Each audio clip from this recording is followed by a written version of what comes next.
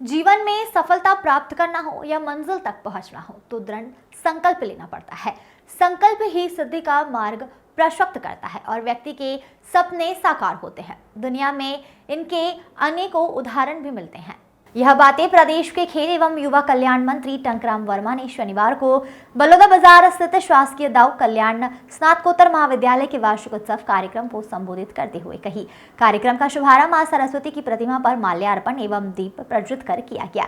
इस अवसर पर प्रावीण्य सूची में स्थान प्राप्त करने वाले विद्यार्थियों को अतिथियों के द्वारा पुरस्कार एवं प्रशस्ति पत्र देकर सम्मानित किया गया। इसी के साथ ही मंत्री श्री वर्मा सरस्वती शिशु मंदिर अर्जुनी एवं शासकीय मेरी माता कन्या महाविद्यालय बलौदाबाजार के वार्षिक उत्सव में भी शामिल हुए। मंत्री वर्मा ने कहा कि युवा इस देश के भविष्य हैं। देश को आगे ले जाने की बड़ी जिम्मेदारी उनके कंधों पर है। सही रास्ते पर चलने के लिए हमें सच्ची बातों का ध्यान रखना जरूरी है। युवा अपने संगत का चुनाव ठीक से करे।